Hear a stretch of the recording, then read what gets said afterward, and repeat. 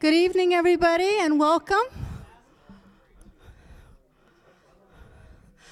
My name is Donna Cease. I'm the Spiritual Programs Coordinator for Kadampa Center, and I'm just really excited about having all of you here and having Venerable Amy here for this weekend. She has been a frequent visitor at Kadampa Center in the last few years, and she's always really wonderful and wise and warm and really makes the Dharma make sense to us in our day-to-day lives. The workshop will continue tomorrow from 10 to 4 with a break for lunch. We really encourage people to bring lunch so we can gather around together over lunch and discuss what we've learned. On Sunday at 10:30, she'll be teaching our regular Sunday morning class, and then the workshop continues at 1:30. A reminder to silence your phones. And next month, Venerable Kondo is going to be doing a one-day workshop. It's kind of related to this, kind of not, but it's called Creating Your Dharma Will. Not wheel, which I originally wrote down. Will. But this is about, she'll work in the morning about what's involved, and then in the afternoon you can actually start working on yours. And this is about the practices that you would like to have if you are lucky enough to have a death that allows you to do practice or have practices done for you. So if you're a practitioner, this would be a very helpful workshop for you. I also want to talk about Dana, not this Dana, but D-A-N-A, Dana. That's a Sanskrit word that means generosity. And this is very important here at Kadampa Center because we survive totally 100% on the generosity of the people who feel that these teachings are beneficial. To me, it's an amazing thing that 20-some years ago, the leadership at Kadampa Center had the bold idea of never charging for the Dharma because the teachings are too precious to put a price on it, and we would never want anyone to be prevented from coming and hearing them because they couldn't afford an entrance fee. We still live in samsara, however, so that means that that there are expenses involved in bringing Venerable Amy here. That include, her airfare, her staying while she's here, and of course we will be making an offering to her from the Kadampa Center. So you can support her teachings by you can just make a donation. You can make it in the boxes right out. There's one on the wall right outside the Gampa. This is kind of too new techie for me, but you can also text a donation, and there's a number posted on the wall behind us.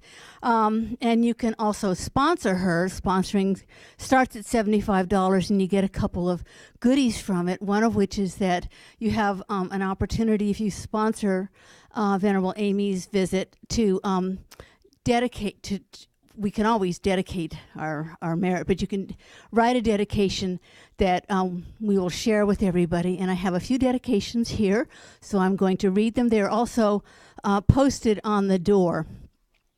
Before I read them, just a couple of protocol things. Geshe Geluk breaks from usual protocol for teachers by inviting us always to prostrate with him. I should start. Wait, let me back up because there are going to be newbies here. So one of the things that is traditional, when the teacher enters the room, we stand out of respect for the teachings that she holds. And then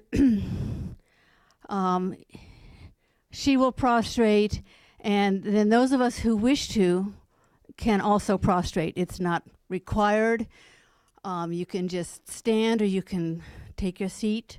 It's not a requirement. But if you're moved to want to do a prostration, normally when Geshe is here, we prostrate with him because in his humility, that's his request to us. We'll wait and take our cue from Venerable Amy. Sometimes visiting teachers ask us to prostrate with them. If she doesn't make that request, then once she's seated, we'll prostrate. Thank you. I always forget to tell people that. Okay, so here's our dedications. Um, there's an anonymous one, so you can also dedicate anonymously if you prefer.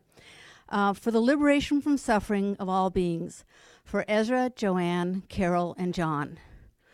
Linda Saw, may the merit accumulated from these teachings be of benefit to all transmigratory beings.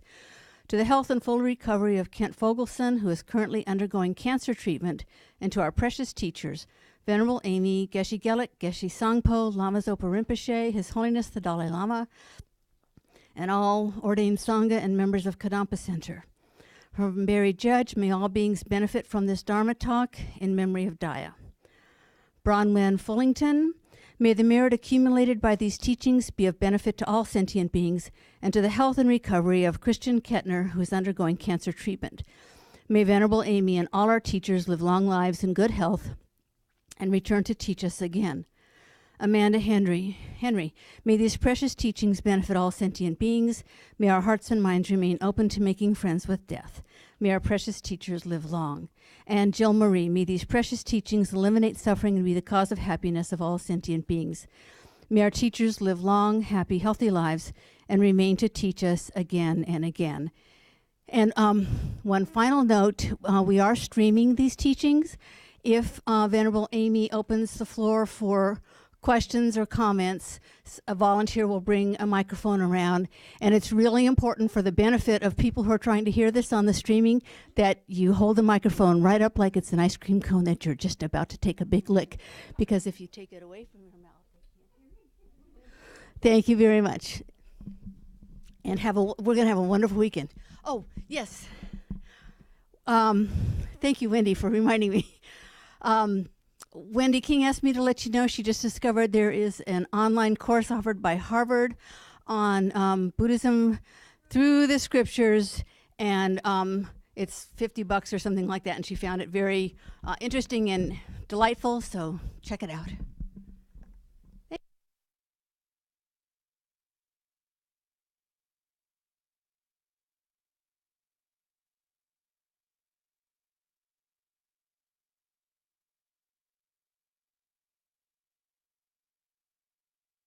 And one other thing, Venerable Amy will be referring to this book somewhat this weekend. See, it's even lovely shrink wrapped and protected, and there's a bunch of copies of it available in the bookstore. This book has teachings and commentary from Lama Zopa Rinpoche, as well as it is a wealth of practices that you can do for yourself or for others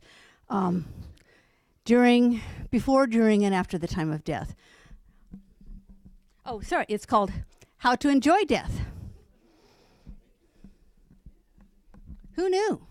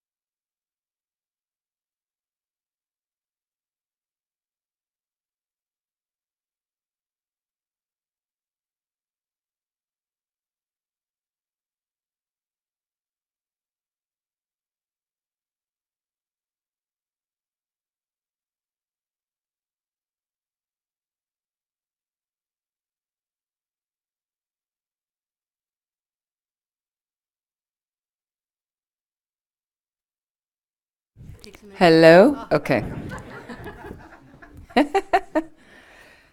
I'd like to quote a dear friend of mine, Venerable Rabina. Some of you familiar with her? That's what I've heard. Just to quote her for a moment, many years ago, she was leading a retreat at a center I was running, Vajrapani Institute. She was late for the session, and she came bolting in one of the doors like, the little volcano that she is. She came in, and I think she was a bit upset she was late, and there was about 30 people, and she sat down. She just threw herself down on the cushion and looked around, kind of irritated, and she said, "You're not dead yet, so be happy." So, if I can just add to that, we are not dead yet, so I'm very happy. This is a course on death and rebirth. I can't remember what you named it. Making Friends with Death. Okay, I wasn't sure of the name. So I will tonight. We'll talk for about an hour and a half, and I will make time for questions. Thank you very much. And I would like to try to lead you through an understanding of the death process in the Tibetan Buddhist tradition. So first it'll be more of a traditional look like that. And then we'll talk about a lot of things around the death process, death and dying, to hopefully make this more palatable for you, this transition that is definitely coming to you. It's the one thing you can really count on, okay? So how can we approach it with less fear, with more openness and more realism? And so not only getting our own minds ready, which we'll also talk about, and then how do we, moving into more practical things, how do we take care of people? And how do we take care of people who are not Buddhist? How do we take care of people who are Buddhist? And then how do we get ourselves ready on a spiritual level and on a practical level as well? So these are the kind of things we will cover like that. So what I'd like to do is just putting ourselves with the proper attitude. Now, do you normally do some prayers and things like that? Is there anything particular you'd like to do, or? No, I'll leave it to your. Okay. Does everybody people have the books? Okay. Okay. So what I'd like to do is let's just take a moment. And if you could like to sit up straight, we'll do just a brief reflection. I know it's Friday night and a lot of people are very busy from all the week, and some people may be a little tired and all the things that have happened this week, like this past week, like Ravi was just reminding, like the Philadelphia Eagles winning the Super Bowl. Yay! Okay, because I'm from Philadelphia. I'm a Philly girl. It's the first time that's ever happened. So I figured it was going to come out at some point like that. But mainly we want to just settle ourselves right now into the space. So find that comfortable meditation posture. If you are in a chair, perfectly fine to meditate. Have your feet straight down so this body is balanced. And if it's possible for you not to lean too heavily against the back of the chair, your back will become straight, will become very strong over time. But for now, we have this evening. So just find some comfort in the position.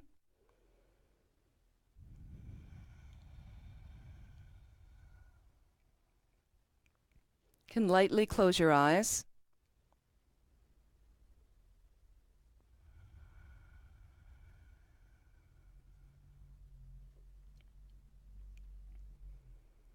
And as you find comfort physically in the position, begin to bring your awareness here into this room.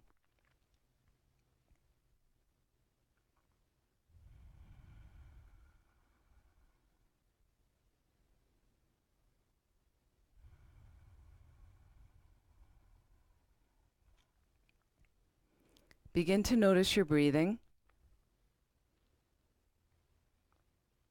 And every time you exhale, let go some of the distraction and the events of the week. And just let that focus on your breath begin to deepen.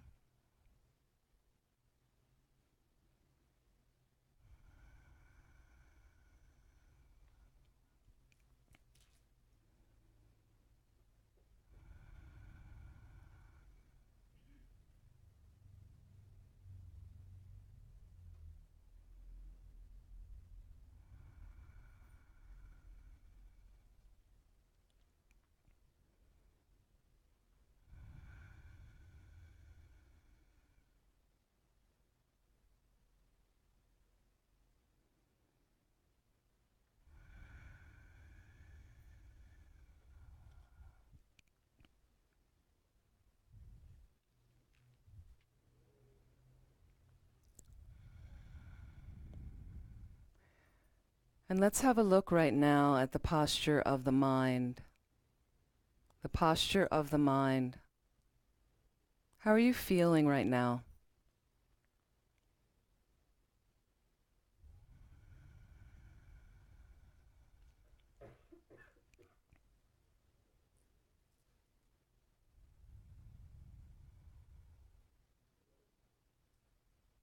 If you're feeling sluggish, ready for the class to be over, so you can go home and have a break, can always enhance your attitude by checking your motivation and establishing a positive motivation. If you find you're in a good space, that motivation also helps to decorate the good space of your mind, can make more of it.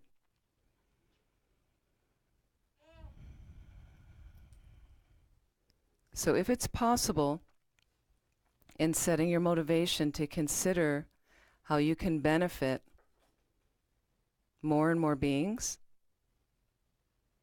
and you may get some information about the death process that may help motivate your practice. And the reason we'd really like to have a rich, consistent practice is it can lead us to a place where we're unlimited in benefiting all living beings. All living beings. So when you are a Buddha, a fully awakened being, you're unlimited in your knowledge, you're omniscient, all-knowing. You're free of all fears. And you have fully manifest wisdom, compassion, loving kindness, all of the good qualities in your mind every moment. So that's an easy place to benefit all living beings. Right now, as a human, we may help some people, some beings, not all of them. There's many, many beings right now on the planet who need help, who are suffering tremendously. So if you'd like to include that idea, benefiting all beings, reaching this place to benefit them all, in your motivation, fantastic. So take a moment. You are directing your awareness in whichever way you'd like it to go. Set that positive intention for this evening and all the activities of the rest of your day.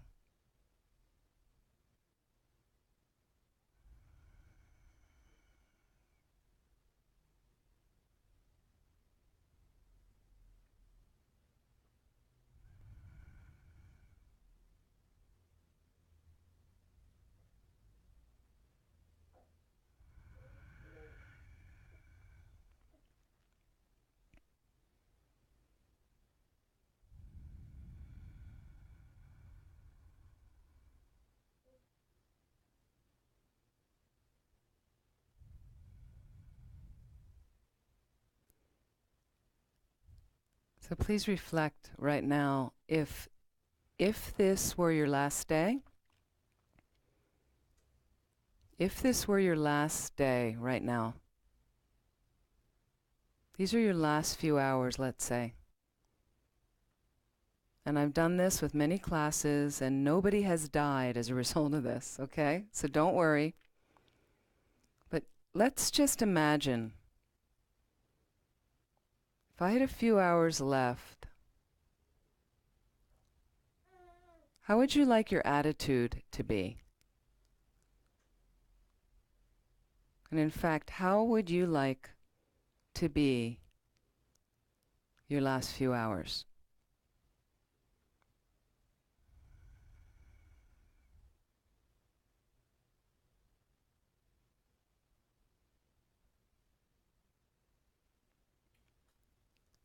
Please imagine it now.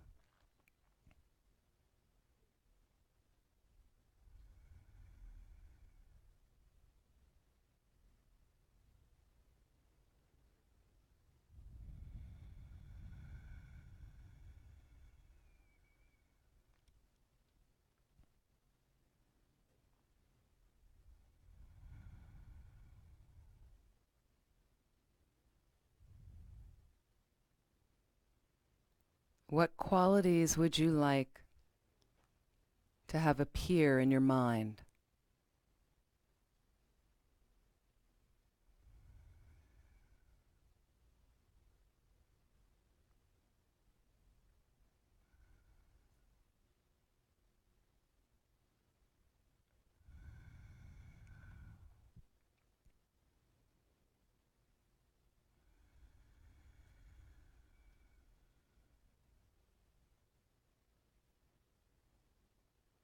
And based on how you are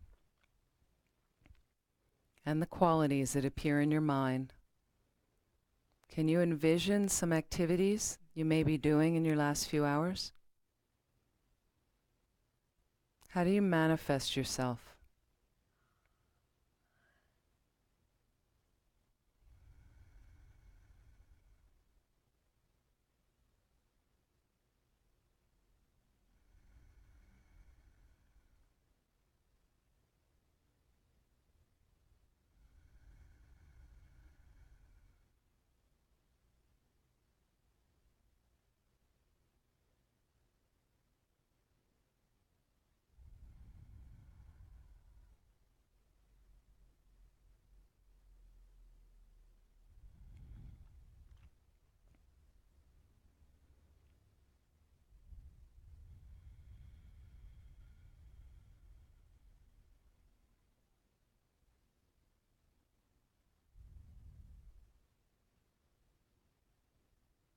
So bring yourself back in the space of the room.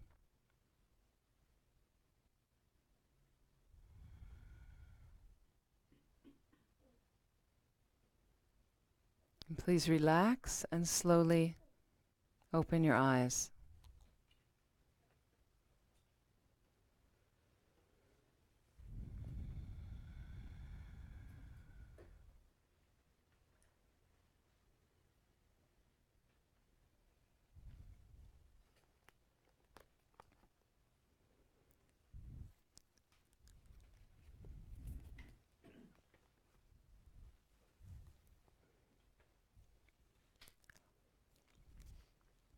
So we have some new being here in the room. Oh, there's the baby. Okay.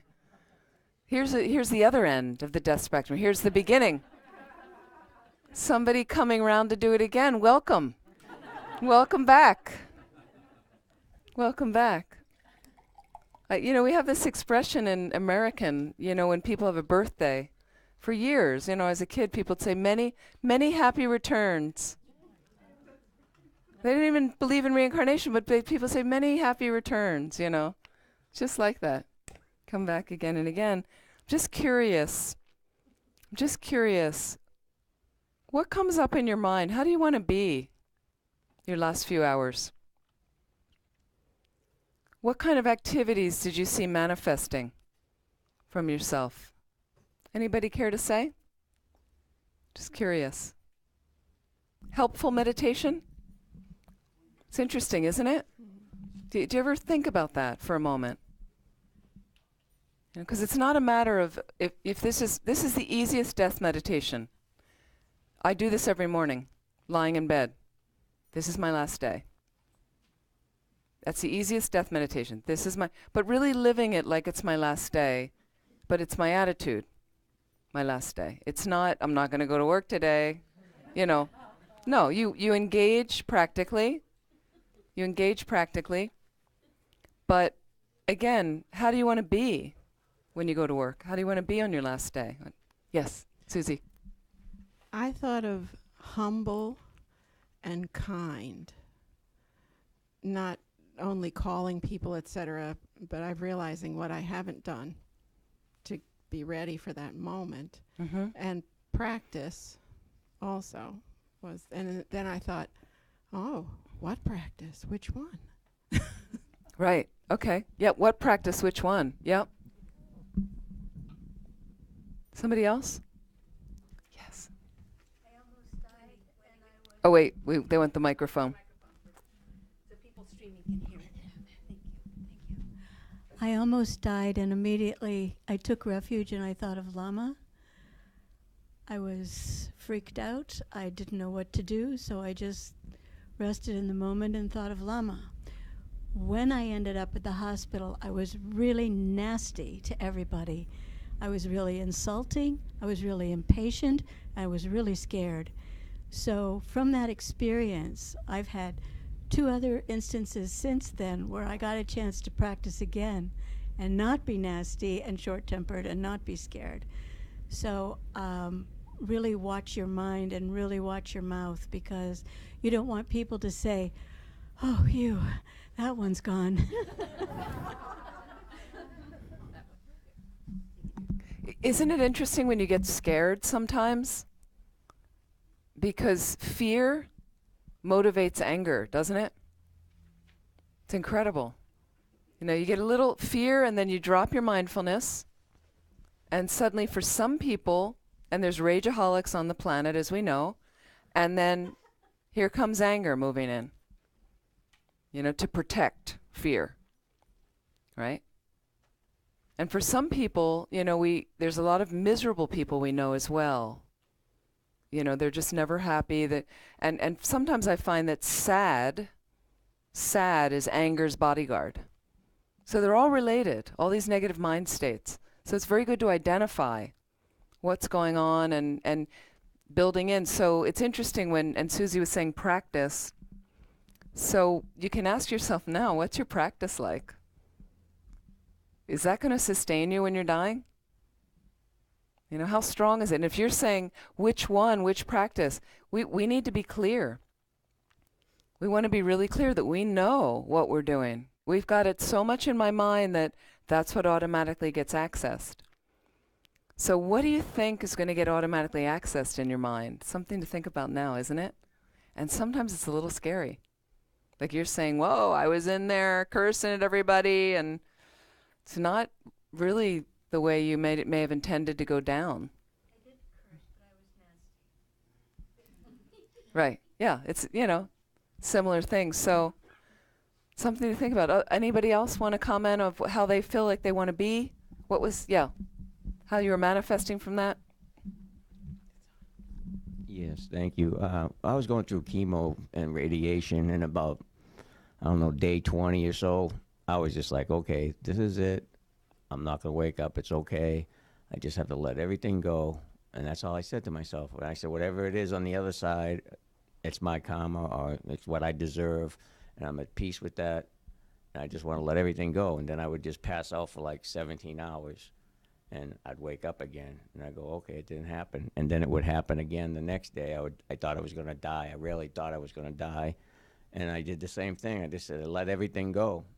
Nothing means anything. And it really didn't. At that point, every one of my possessions didn't mean a thing. And I hope I can do that when it really comes time to do it. Mm-hmm. Mm-hmm. Well, I'm glad you're still with us. But, I mean, it's interesting because when you do meet actively dying people, and what's your name? Barry. It's very true what Barry's saying, what I've seen from these people, because I've done a lot of hospice work, They don't care about all that stuff. All that little stuff just doesn't matter anymore. So why does it matter so much now? Is there any way we can just reduce that mattering a little bit to have more time for the practice? More time to have your mind peaceful and accepting. Like, okay, like that. Interesting. So it's something to think about. Just, you can keep thinking about it. And if you'd like, this is short. We just have a weekend. So I'm doing the Death and Rebirth module of Discovering Buddhism. Many of you are familiar with Discovering Buddhism, with our New York center now, Shantideva Center. And we're going through the module. And because it's several weeks, we're doing over several weeks, but you can do this in your life. So they have some exercises they have to do. And you're welcome to do these exercises. You can do it in the weekend just for yourself, or you can certainly take some time to stretch it out. Give yourself an end date, though, that you'll complete these projects. These are some ideas, okay? One of them is your bucket list. Write your bucket list. So if you don't know what a bucket list is all the things you wanted to do before you died. Anything you wanted to accomplish before you die. Did you ever write it down? You know, some people are like, I want to go to Paris. I want to get a master's degree. I want to have a big family reunion. I want to get married. I want to have a kid. I mean, people have all kinds of different things on their bucket list, okay? But a second part of the bucket list that I ask is, what types of qualities would you like to develop in yourself before you die that are not already developed? And are there any qualities in yourself you would like to lessen? Like that. It's something you can think about or exercise.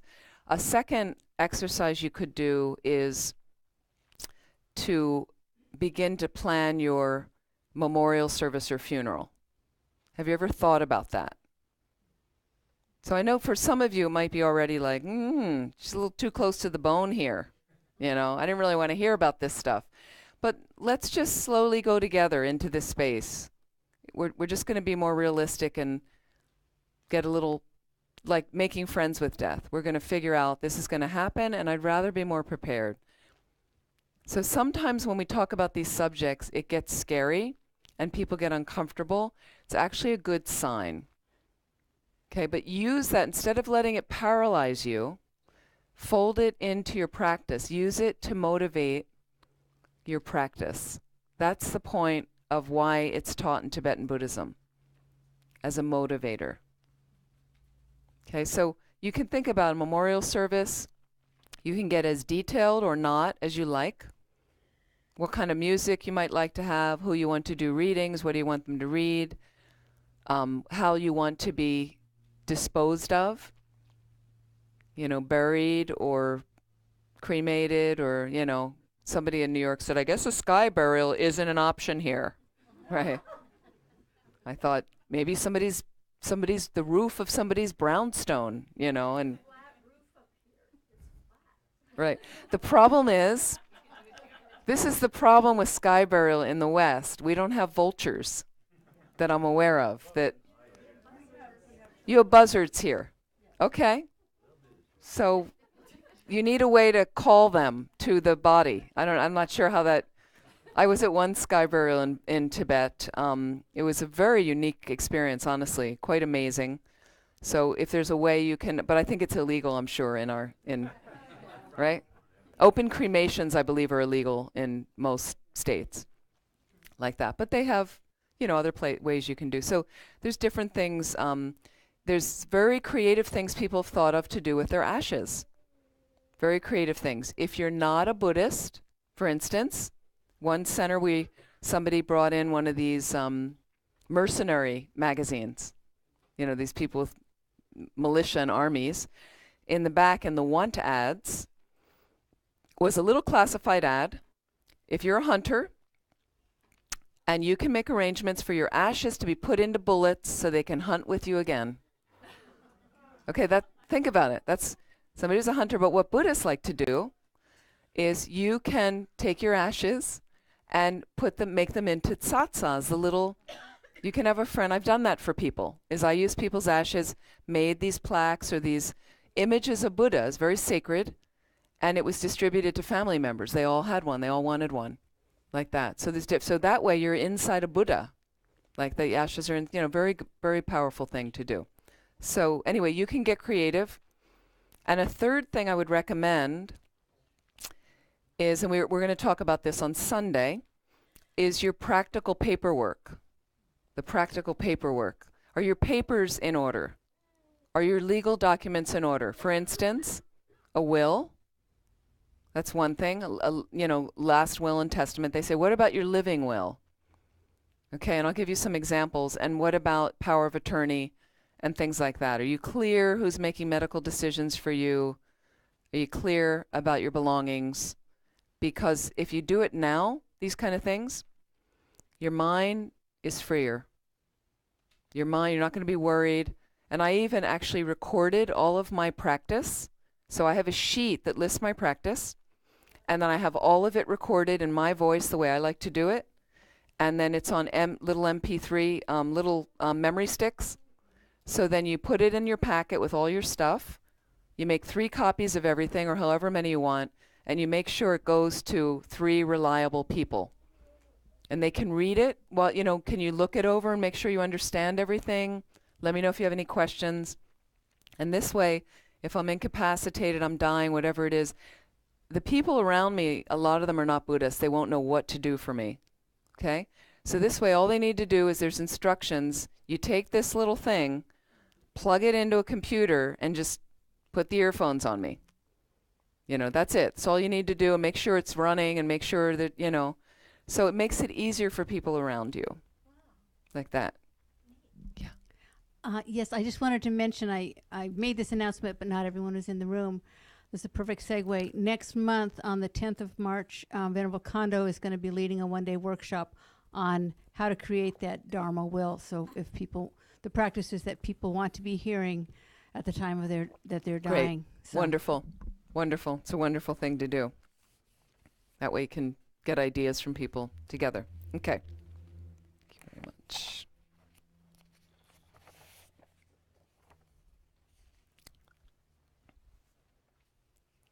So I just wanted to start talking about some of the things. This is what we're going to be going over in this class is, again, the traditional Buddhist view of death according to the Tibetan Buddhist tradition.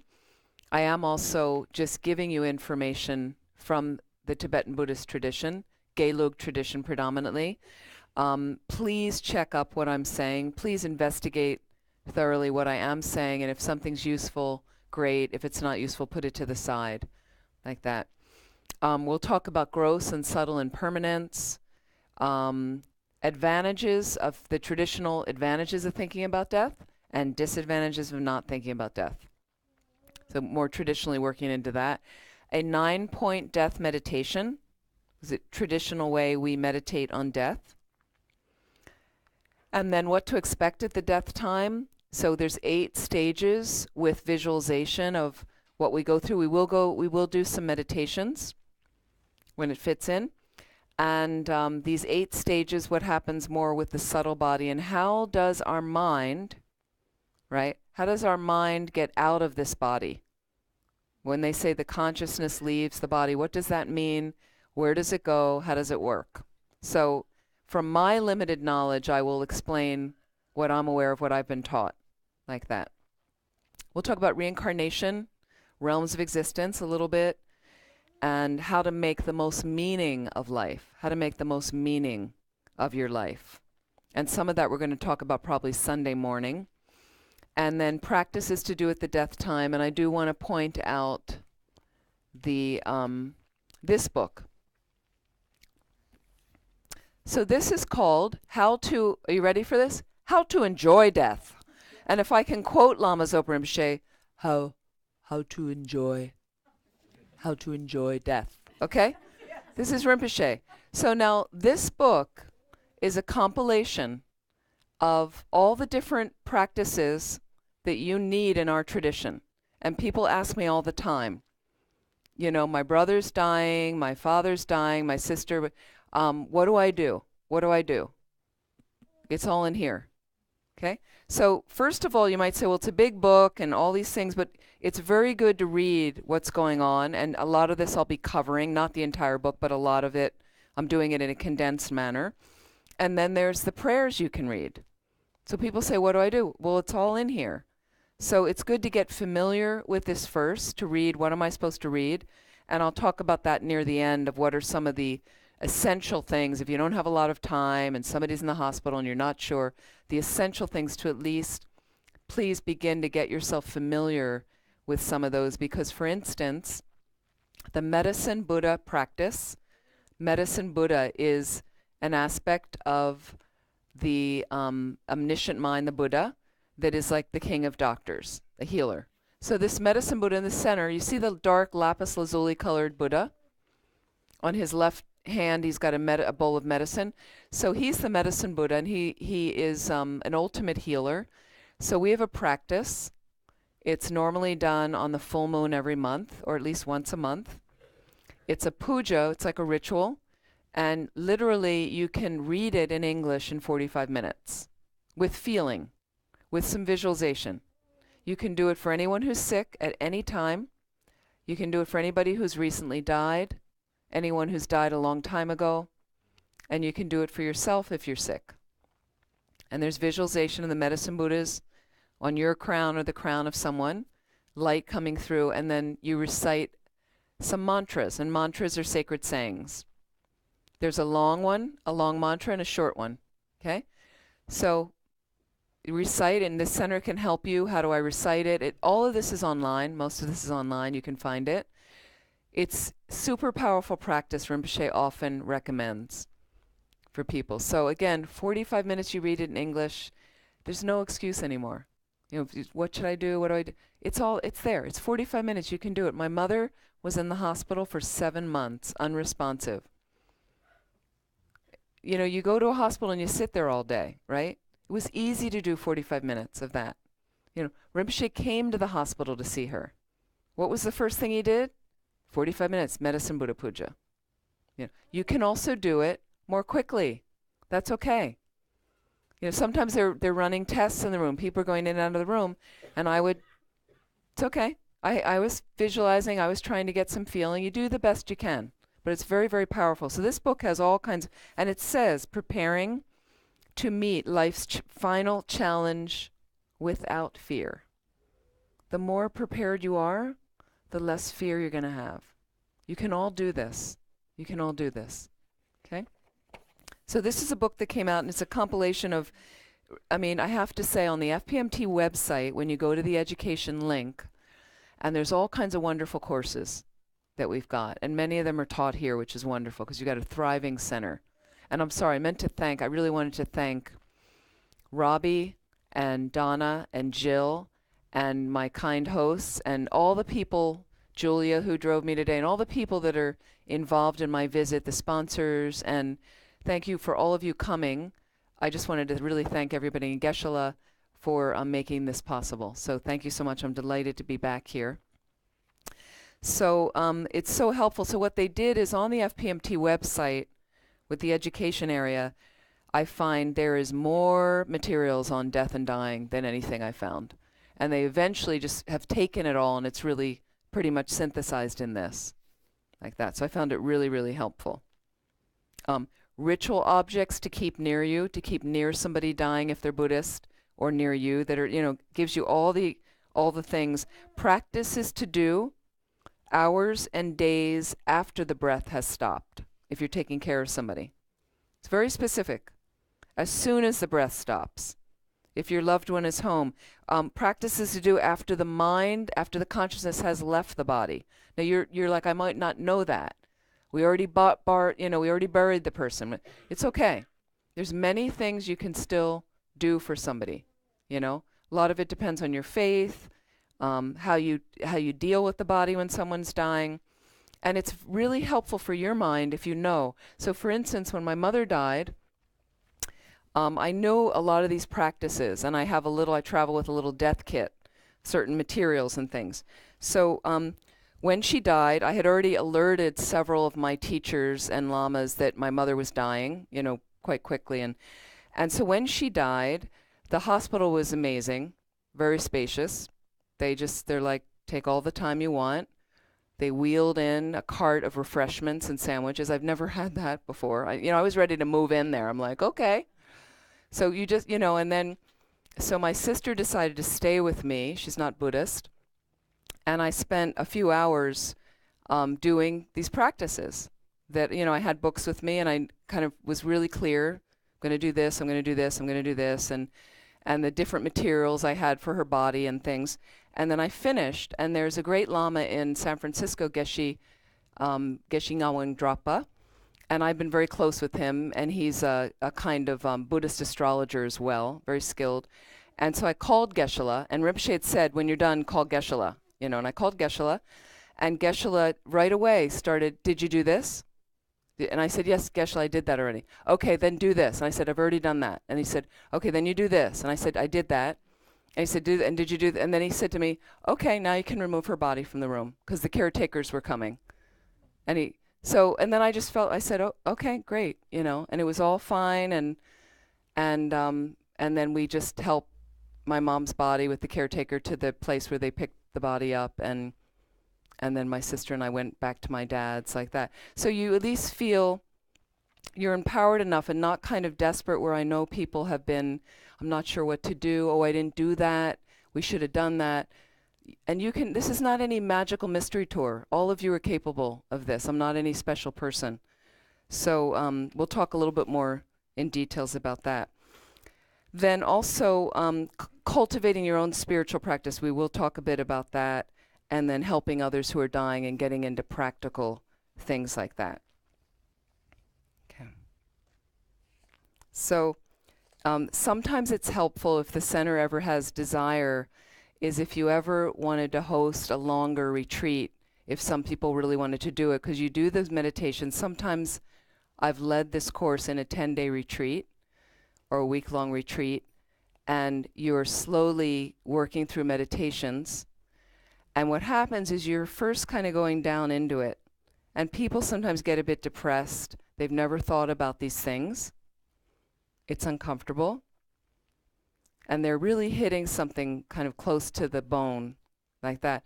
But I find when they emerge out the other side of the retreat, there's much more kind of peace, grace, empowerment.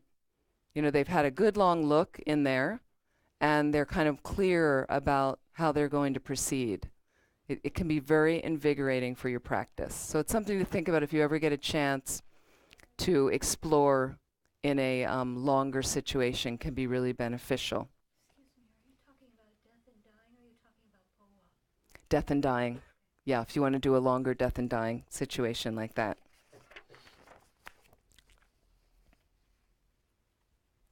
So I think for most of us, we're quite aware death is an important aspect to accept and be aware of in our life. It's a natural, inevitable part of life. It's not a sign of failure or punishment. For those of you that have been challenged with serious illnesses like cancer or HIV, okay, it's not about a blame thing. It's a wake-up call. And you're getting a wake-up call a bit sooner than a lot of the rest of us. It's scary. It can be overwhelming. And for me, many of the people that I'm around me now with cancer, the treatments can cause all kinds of other problems for you.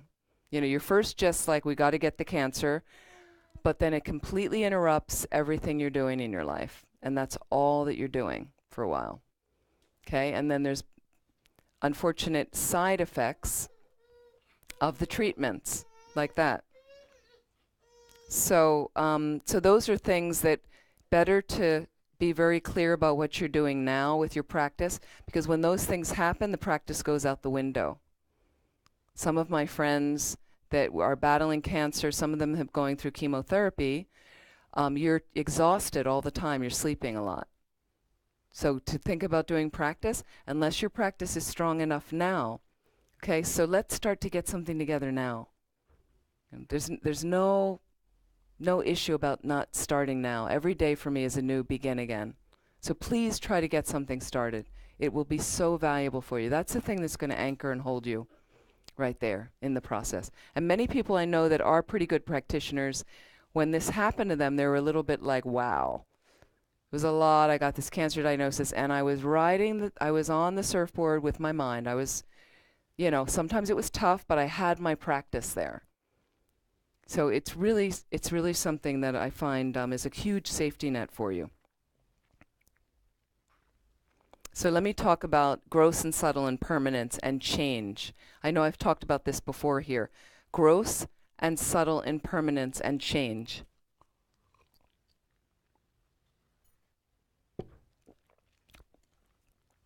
So how do you, first of all, relate? How are you doing with change in your life? Pretty good? Okay, some people are laughing, kind of chuckling now. What's the chuckle about?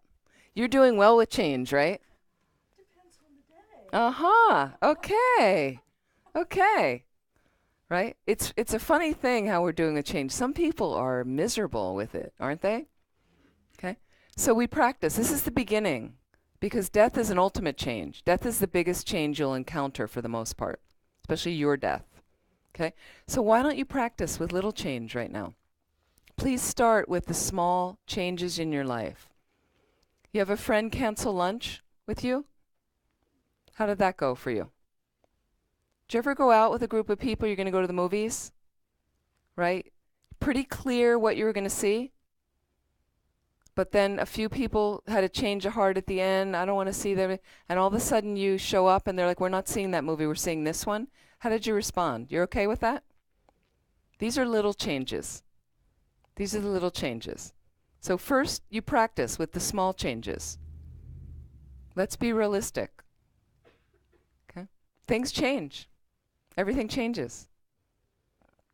People that aren't great with change, they're often quite miserable. And a lot of people don't like to be around them. You also know people that are fluid. Okay. Oh, you didn't want Italian? Okay, that's fine. You're really set on Italian food that night. They don't want Italian. Okay. I know people, it's like, no problem. And then I know people, they walk into a restaurant. Do you know people like this? They walk into a restaurant. There was somebody in my life. We'd walk into the restaurant, and I would, everything okay? Okay. I would walk in. They'd walk into a restaurant, and I would wait for them to choose. First of all, the person would take them over to a table. Okay, and the table wasn't okay. They'd finally let them pick the table, and I would wait till they chose where they wanted to sit down. If anything changes, it didn't work out for them. This isn't what we're... So think about it. Think about how you are with change. So if you practice with the small changes, then when the big changes come, you at least have some imprints in your mind. Oh, that's right. This is the change. You get a cancer diagnosis. I know people that bought tickets for a trip and had to be canceled at the last minute, and they lost a bunch of money. How do you react with that?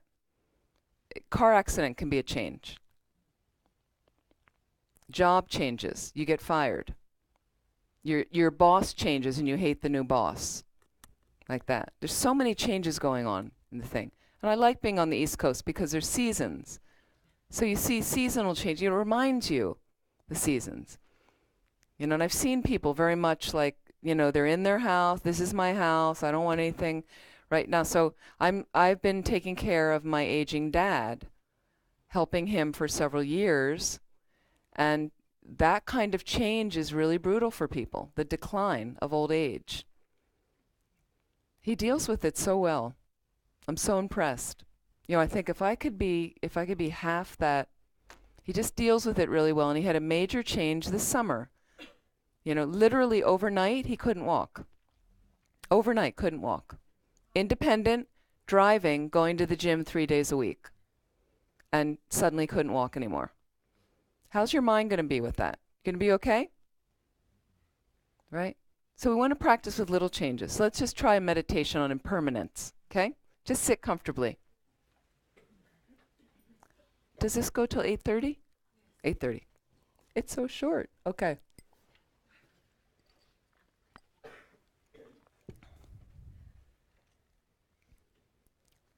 So just sit comfortably.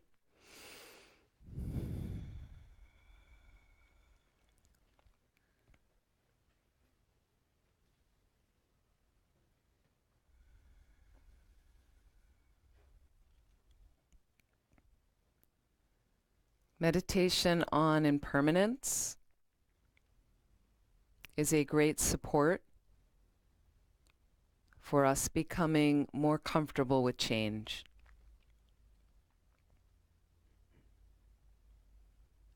So as you're sitting here right now,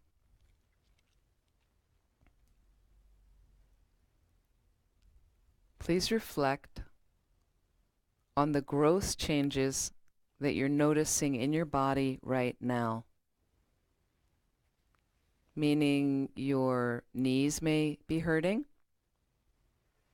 You may get an itch somewhere in your skin.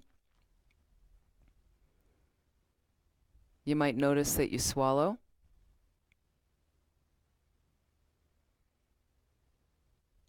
There is respiration.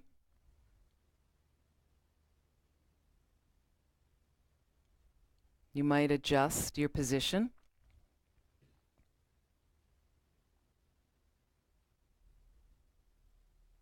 Just take a couple minutes and notice the blatant changes happening in your body right now.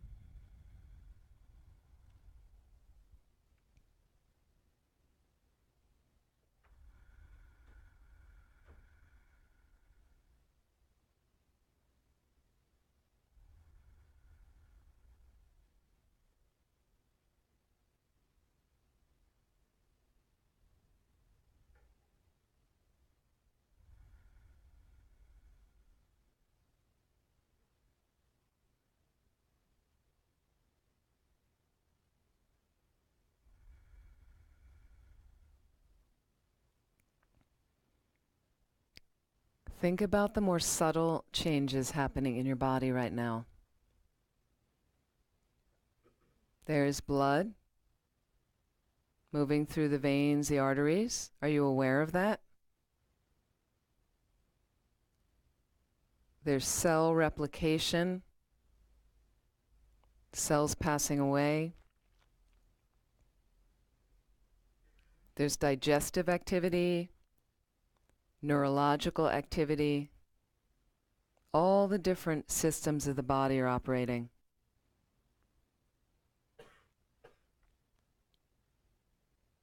And most of us are probably not even aware of our heart beating. That's keeping the whole machine working.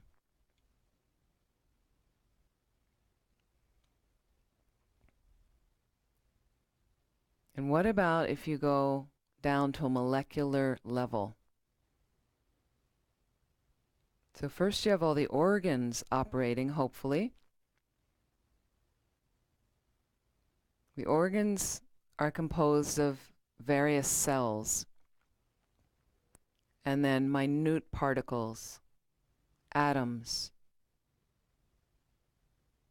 Imagine all the changes going on in your body right now.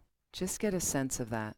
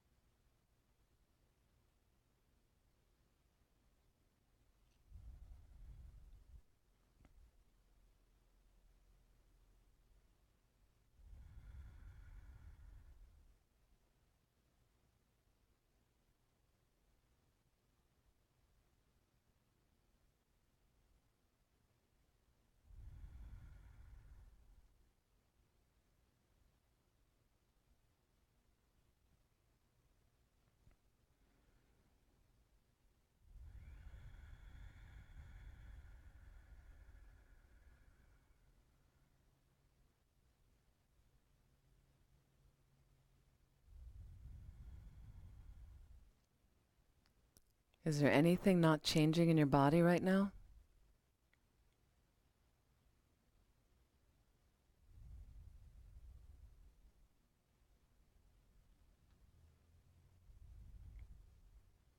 Change is its natural state.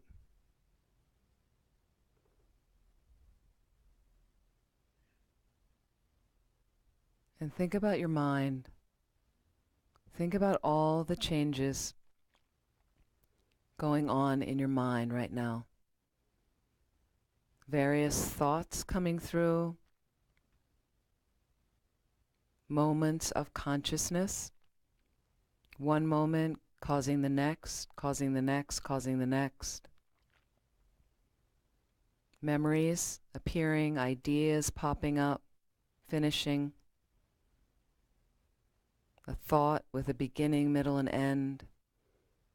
Just reflect on all the changes happening in your mind right now.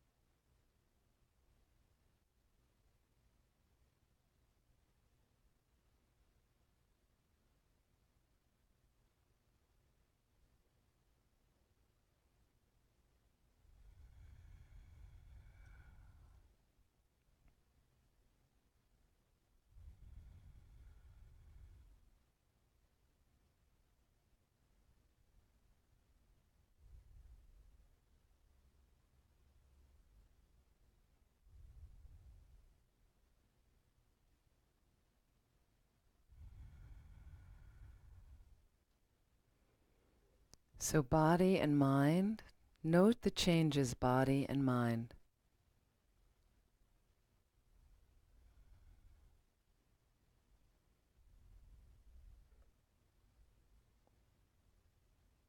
So if you are challenged by change in your life, the more you can focus in this meditation or do this meditation gives you this sense that change is a natural occurrence. It's its natural state. So why resist so much? Just makes you suffer.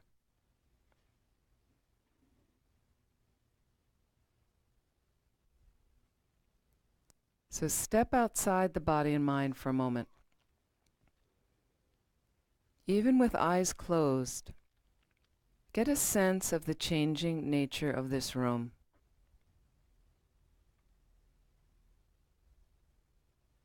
You may be aware of somebody moving about the space, somebody coughing. The air molecules in the room are continually changing. The walls and floor may seem solid, but we know they're made up of molecules in a constant state of movement. Just explore for a couple minutes the changing nature of this room.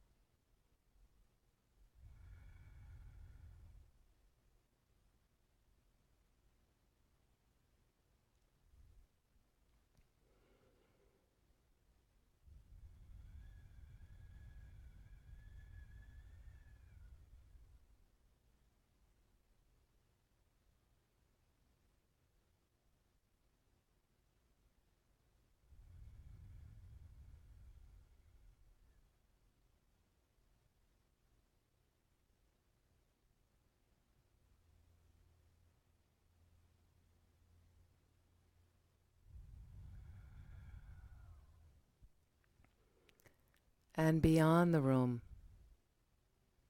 Get a sense of the changing nature of the external reality. We hear cars going by. Trees are growing. Air outside, people moving around. There's animals outside. Get a sense of that changing nature of the outer landscape.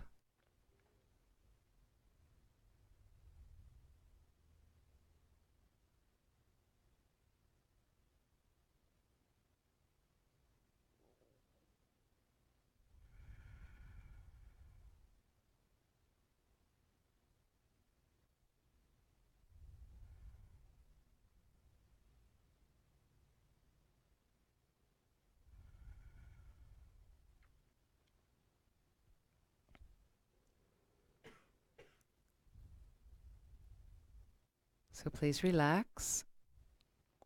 Slowly open your eyes.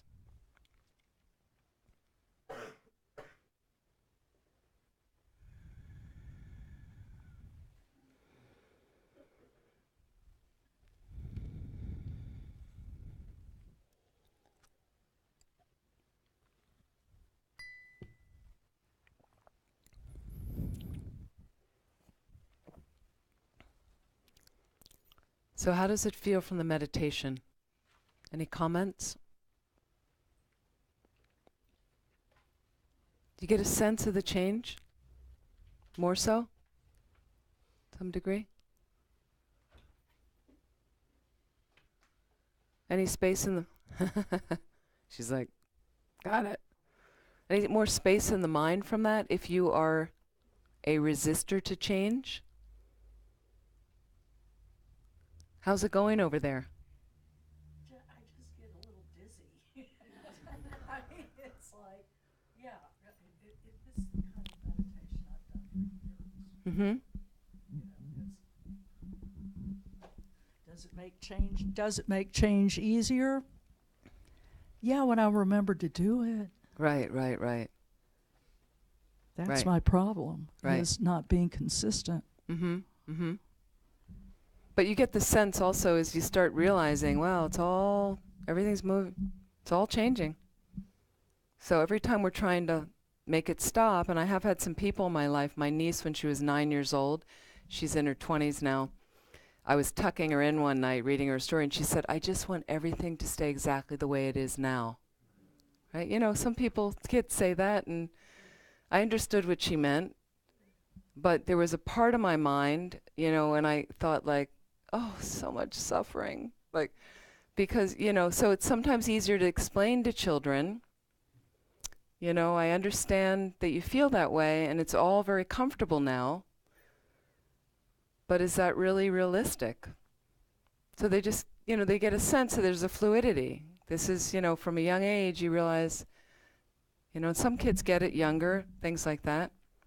So sometimes helpful you can try little bit more to remember when you are resisting change, let's say, on a daily basis. One day it happens, and go back to your cushion. That's why having a consistent practice is so helpful. Go back to your cushion. What happened today? I got so upset because this changed, because they couldn't meet me for dinner, because they didn't want to do this, because suddenly he didn't show up, and on and on and on. And go back and analyze and look at your mind and go, this is reality. This is samsara, right? This is the samsara, Sanskrit word, to turn, to cycle. Birth, old age, sickness, and death. That's what we're cycling through. That's reality. None of that is comfortable. I'm sorry.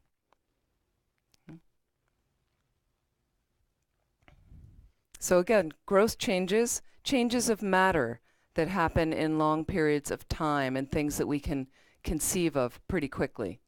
You know, well, you don't get much snow here. Sometimes you do, but it's very easy. Once it warms up, you see that there goes the snow very quickly.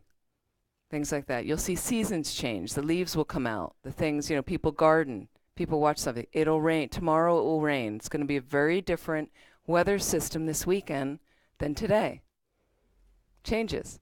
Some people get upset about that. You know, oh, it's supposed to be nice today. We were supposed to go on a hike and, you know, mean, now we have it on our phones, so you usually know. But some people get tweaked by that. Really? So there's changes. Then there's subtle changes we have. These little inner changes, they're kind of invisible. How the mind changes sometimes. In the shortest part of a second, there's change taking place, but you're not aware. The nature, normally our mind can't perceive subtle changes. That's how it works. So we've got gross impermanence. Things are born, they abide for a while, they disappear. You look at clouds in the sky, boom, you see it there. Subtle impermanence, momentary changes that takes place at a molecular level. Okay? Things like that. So this is, and then moving on from Lama Zopa Rinpoche, one of his, he has many, many texts, booklets and things on death, on dying, on how to get things ready. One of them is called Remembering Death. Remembering Death. This is from Rinpoche. This is about Rinpoche on understanding the sufferings of samsara, okay, and how remembering impermanence and death becomes so essential. This is what he says. It's important to accept and be aware of death in our life. And they're also saying from research, okay, into the effects of near-death experiences, people end up with less of a fear of death, more concern for others. Okay, so again, important to accept and be aware. If you never think about it, it's going to be a big shock for you when it comes. Like that. And then it's possible to work on and reduce disturbing emotions about death, fear, sadness, anxiety, things like that, so that you can cope with it better. So when he said it's possible to work on and reduce disturbing emotions, when I mentioned to you, if you have your bucket list, what kind of qualities would I like to develop in my mind? And what kind of qualities are there that I would like to lessen? Because we have some negative aspects, disturbing emotions, that's all. And you can absolutely get rid of those permanently. But the beginning of doing it is I have to become aware of them. Okay, and we all have different ones operating. For most of us, they're all operating, meaning fear, anxiety, depression, attachment, anger, pride, jealousy, just to name a few, like that. We have many of them operating. The main thing is get to know your biggest ones first. Which ones are holding you hostage, and work on those first. How do you work on them? Start a meditation practice to become aware. Understand and study from all the courses they offer at this center the antidotes to apply, because they have different antidotes. So for instance, an antidote to anger is love. Well, what do you mean love? Cultivate a loving kindness practice, meditation. It's quite easy to do, but you have to do it again and again and again. And honestly, in my case, and I'm no great practitioner, but from working on some of these things, I've just noticed that now certain things will happen. I give an example. One of our practices, they say the easiest way to accumulate a lot of merit or positive energy is doing what? The easiest way, you just sit on your rear end, rejoice, thank you.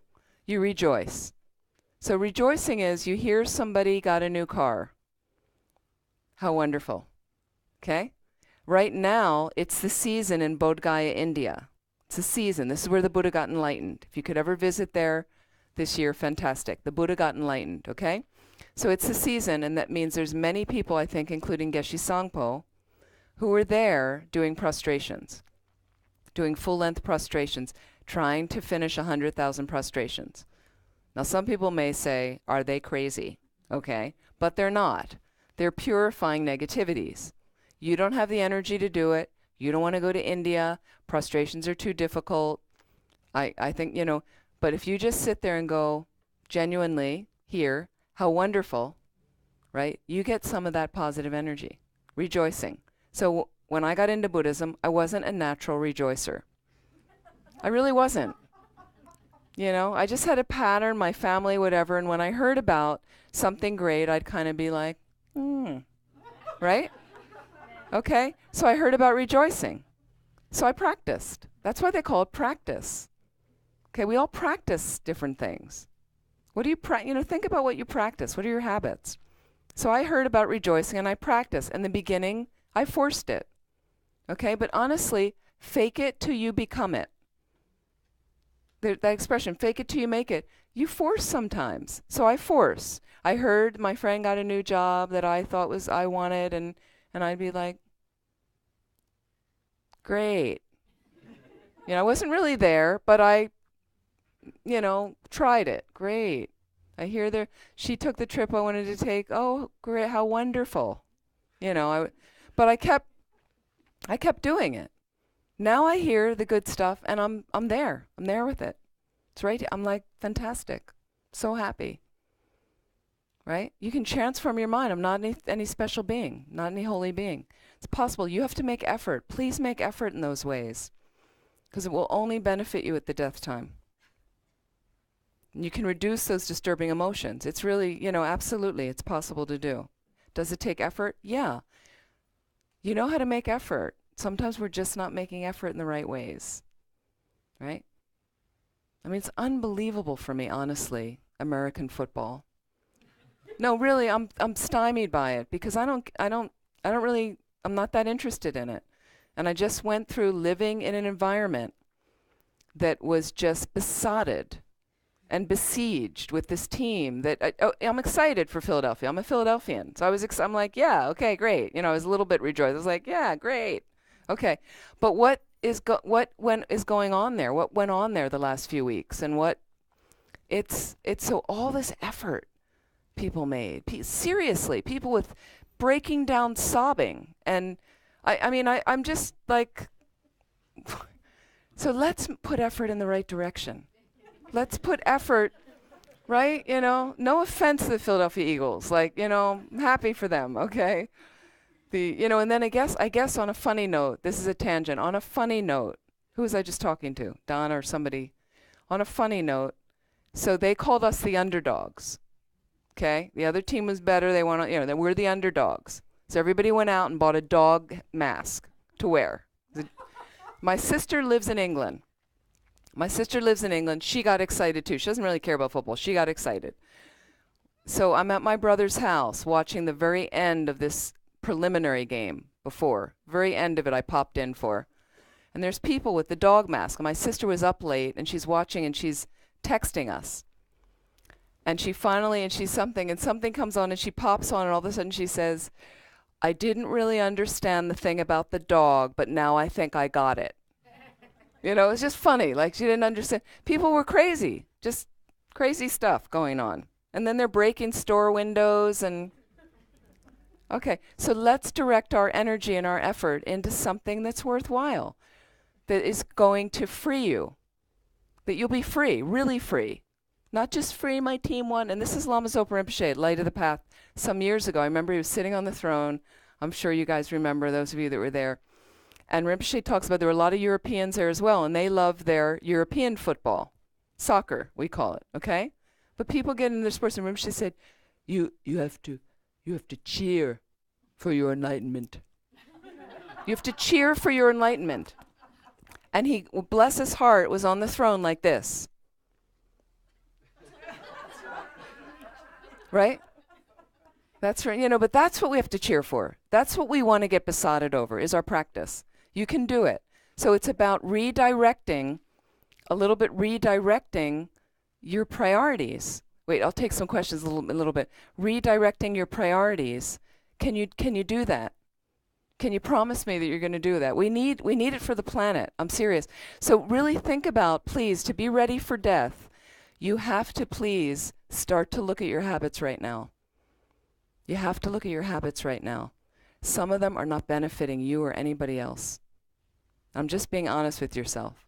I know my own mind. I know that there's some things I do and I have to be really honest and say, it's not really, how much of this do you want to be doing? Because it keeps me from getting to the truth, it keeps me from getting free, and it keeps me from getting into it that level with my practice. So be honest with yourself. You can make little lists if you want.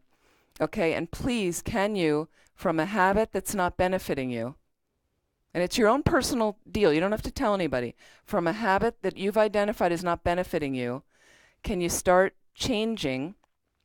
Let's take a week, 15 minutes a week. Okay, maybe you say a half an hour a month. You're going to redirect some of the energy from the negative habit, doesn't benefit, that you're making effort in, and you're going to move it over here to something, putting effort into something beneficial. Possible? 15 minutes a week? Half an hour a week maybe, or half an hour a month? You can do it. Okay, but you have to get very real with yourself. Make a buddy here if you want. So you make, people like little competition, a little game. Okay, we're going to do it, and you keep each other going. How's it going for you this week? How is it? And then you a little bit lapse. Well, I had a little trouble, and because for me, I'm a novel reader.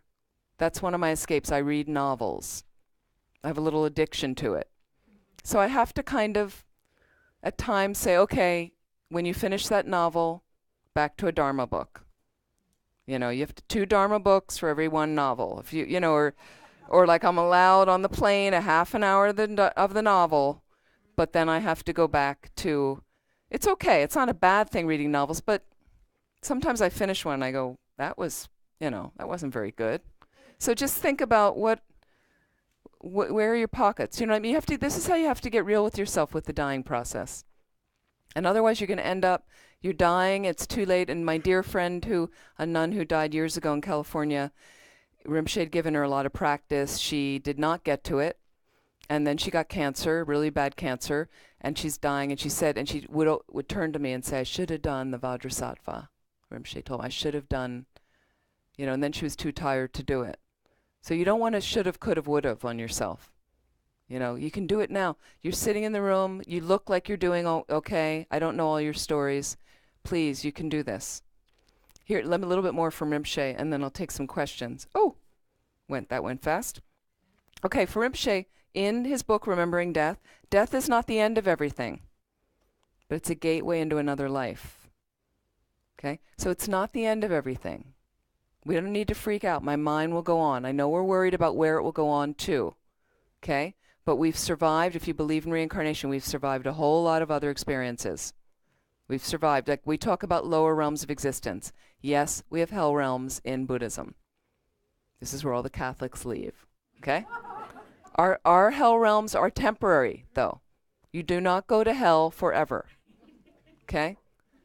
But you get put into the hell based on some really negative mind states. And as you're in there suffering in the hell realm, you're purifying. Whatever got you into the hell, and when you purify enough, you move into a less suffering state. Okay? So we've survived hell before. If you're worried about going to hell, sometimes I'm like, well, I've survived it before.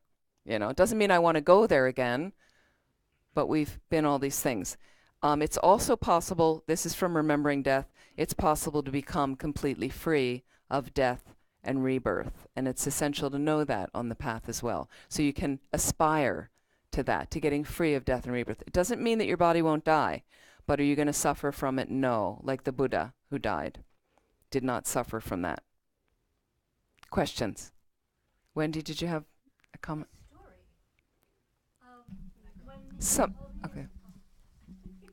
Not too long? Is it a I have a quick story. story? When His Holiness first saw football at the University of Wisconsin in Madison, he told us that night, if you practice Dharma the way you play football, you'll get enlightened very fast.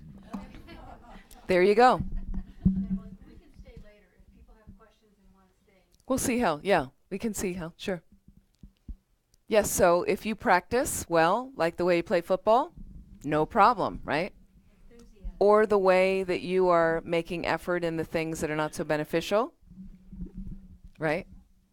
I see, sometimes I teach in New York a lot at our center, sometimes teach in London, and you're on the subways, right?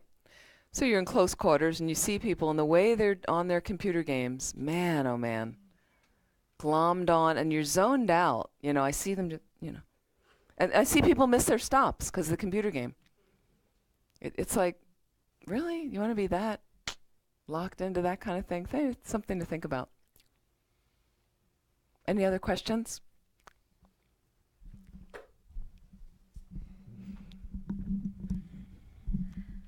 Thank you. I was wondering if you had some tips for getting motivated do the practices, because it's great right now and being here, but on Tuesday morning when I wake up and I'm tired and I have a big day ahead of me, are there ways that I can make sure that I do it?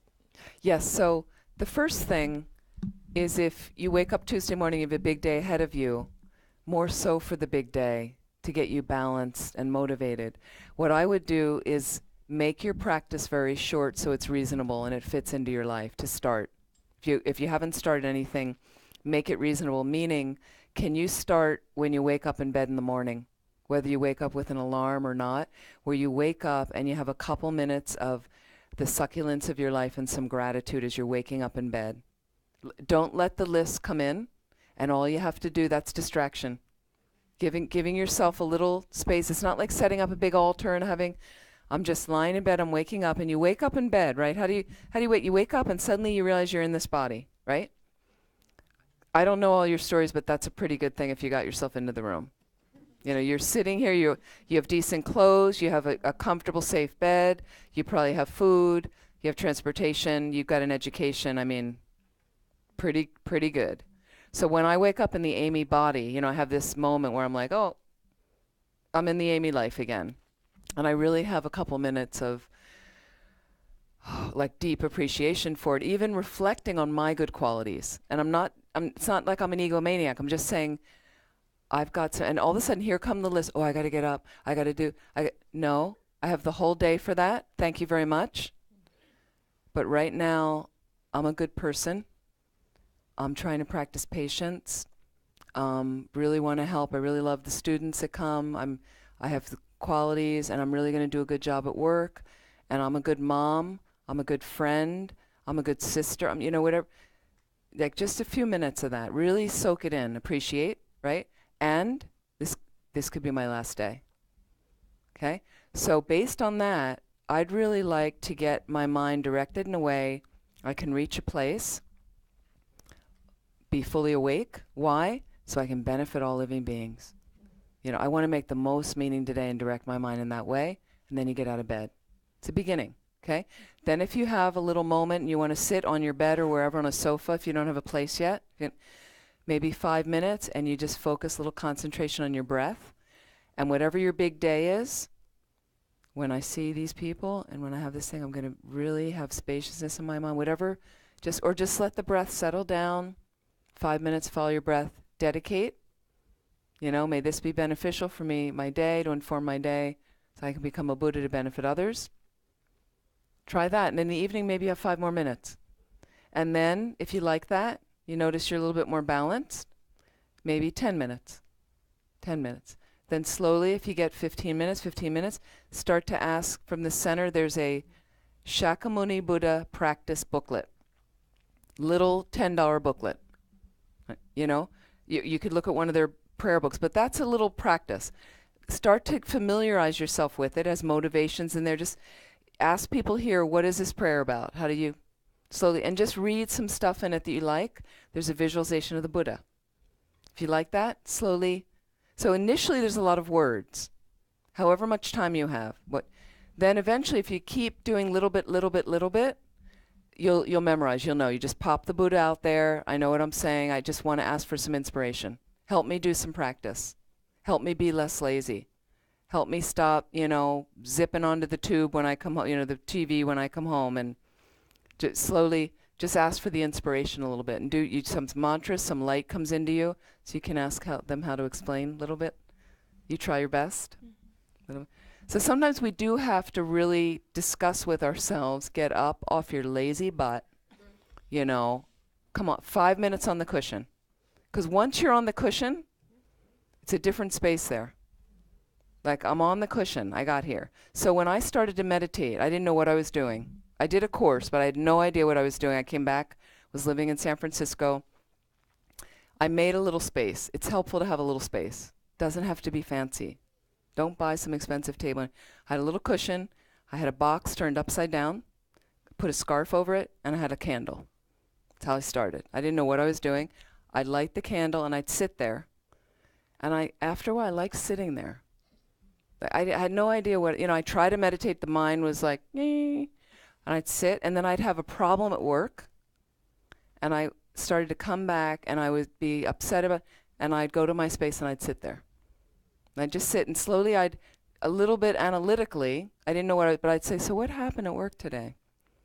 So he said that, and I said that, and she said that, and he was irritating, and he's a jerk, and she's this, and I'd take a deep breath, and then I'd really go down another level of like, he wants to be happy, he doesn't want to suffer like me. She meant well. They're good people. They're, you know. But then slowly I started to read some Buddhist books, go to classes, study a little bit, so I had a little bit more tools to apply, and then knowing what kind of practice to do. Possible? Yeah. Okay. Thank you. So next time I come, I'll check. We'll discuss. We'll discuss. What's your name? My name's Lori. Okay. Now I've got her. Okay. We're going to discuss how, again, be patient with yourself. Be patient with yourself, because this is a process. It's a process, and people get very impatient, and people come and say in classes, and some of you that teach have heard this, I've been practicing for 2 weeks now. I still get angry. You know, please be patient with yourself, because this is you're 47 years old, and you've been practicing for 2 weeks, and all your delusions are supposed to have magically disappeared. It's not realistic. Be realistic with yourself. People that say I've been practicing for 2 years, you know, I'm the same. I know them for the 2 years. They're not the same. They're much better. So be realistic with yourself. I see changes in people. That's significant in 2 years. If you look back 1 year, those of you that have been at this, you look back 1 year in your mind. Some improvement? Yeah. That's cool. So then you get 2 years, 3 years, but again, it's a process. So we have to also, some teachers say, think in the course of many lifetimes that you're doing this. So you make yourself a little bit better this time around, next time a little bit better, eventually you become a Buddha. Like that. See, the train agrees. Woo! Right?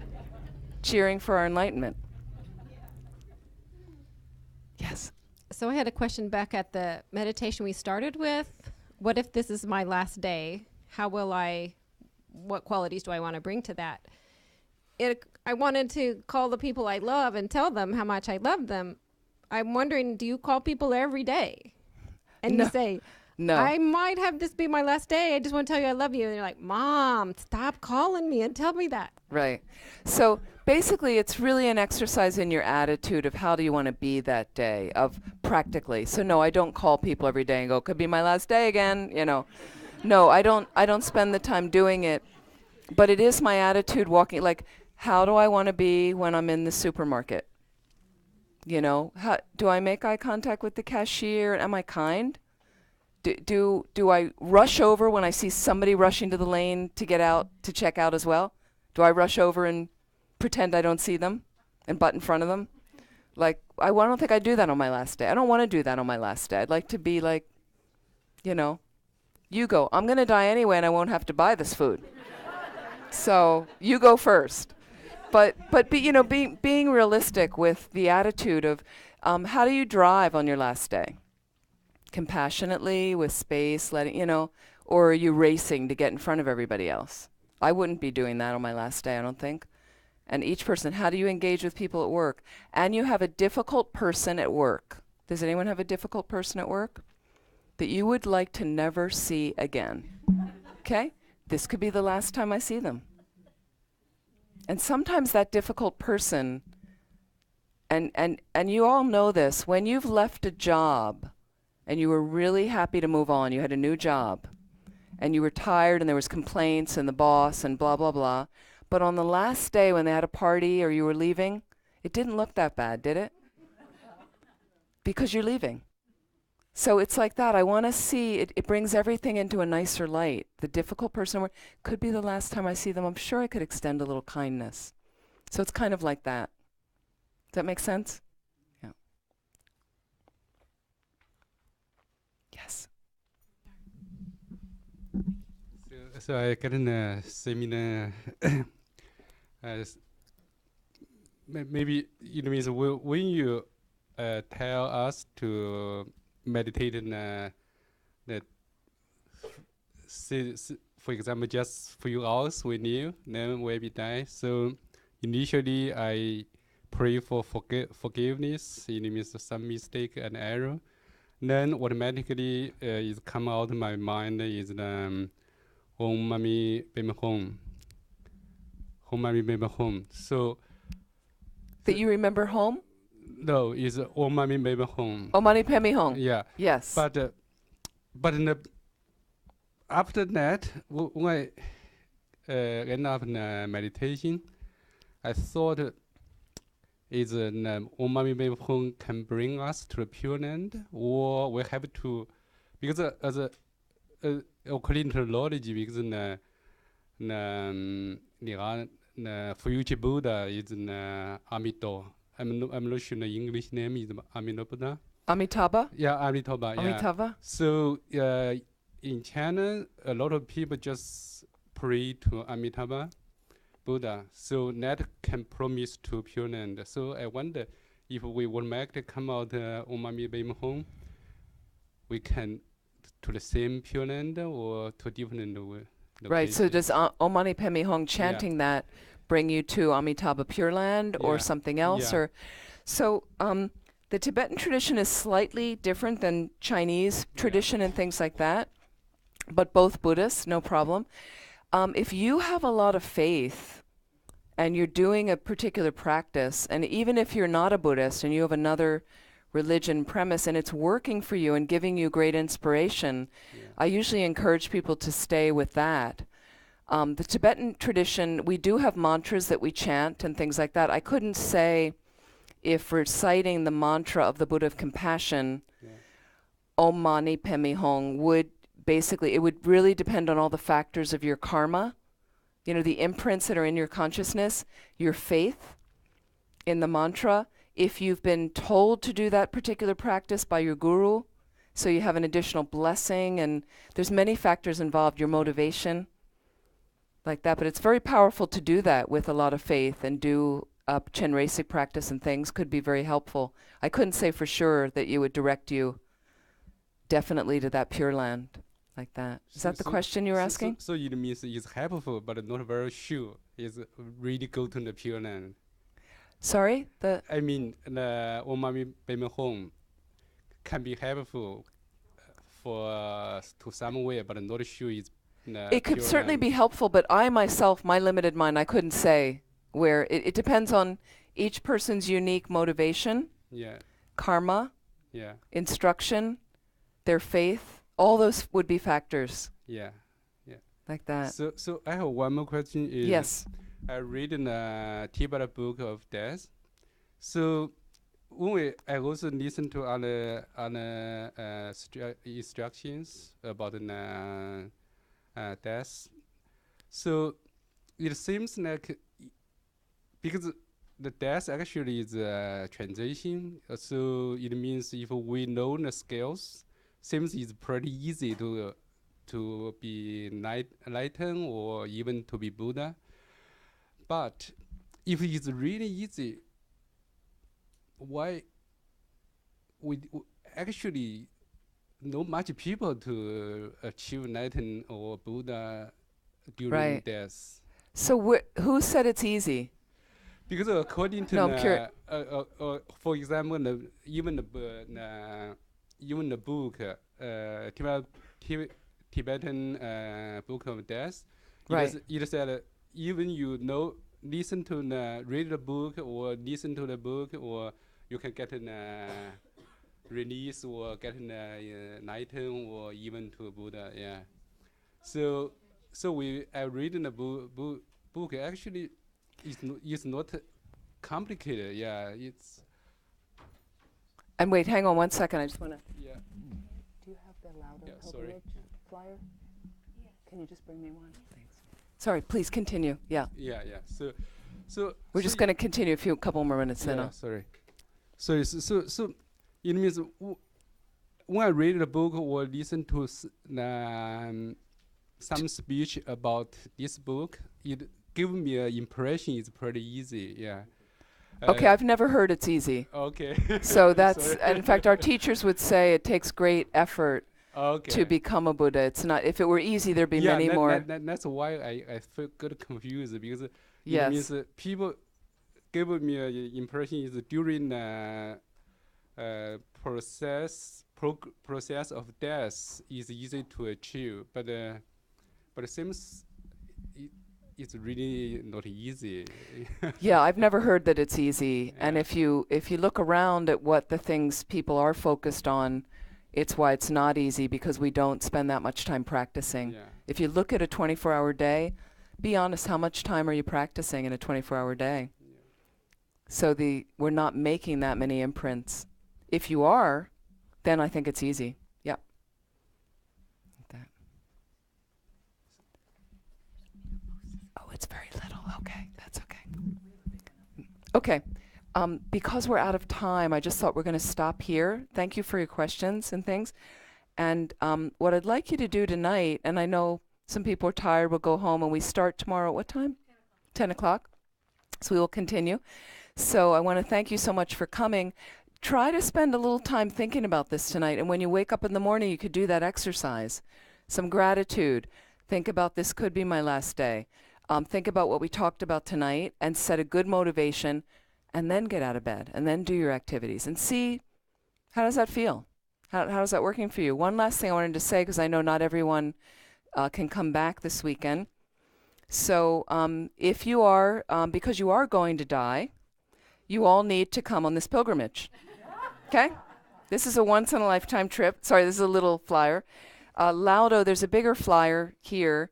I'm leading a pilgrimage in October to a very, very special site near Mount Everest called Laudo. It's a special retreat center where Lama Zopa Rinpoche has a holy cave where he is supposed to have gotten enlightened in his last life there.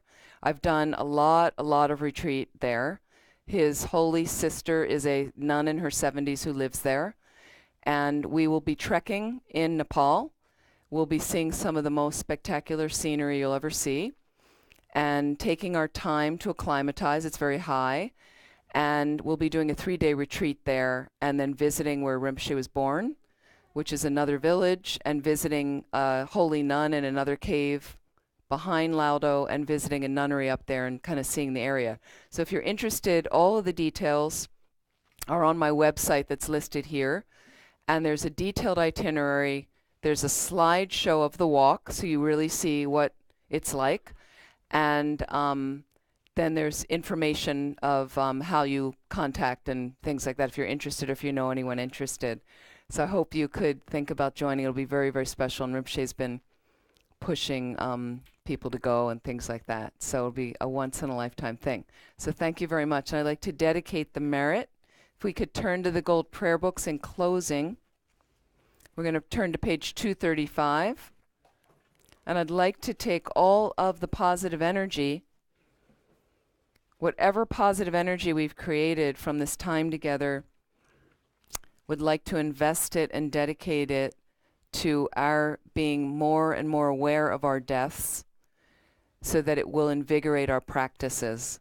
And by invigorating our practices, may it move us along a path to becoming fully enlightened, to becoming a Buddha, which simply means fully awakened being, as then we're unlimited in benefiting all living beings. So let's read these first 3 verses. Due to the merits of these virtuous actions, may I quickly attain the state of a Guru Buddha and lead all living beings without exception into that enlightened state. May the supreme jewel bodhicitta that has not risen arise and grow. May that which has arisen not diminish, but increase more and more. Just as the brave Manjushri and Samantabhadra too realize things as they are, I too dedicate all these merits in the best way, that I may follow their perfect example. Page 244, the short, long life prayers for His Holiness the Dalai Lama and Lama Zopa Rinpoche. 244. In the land encircled by snow mountains, you are the source of all happiness and good, all-powerful Chenrezig Tenzin Gyatso. Please remain until samsara ends. You who uphold the subduer's moral way, who serves the bountiful bearer of all, sustaining, preserving, and spreading Manjunath's victorious doctrine, who masterfully accomplish magnificent prayers honoring the three jewels, Savior of myself and others, your disciples, please, please live long. Thank you very much, and I hope to see you tomorrow. You never know. Thank you so much.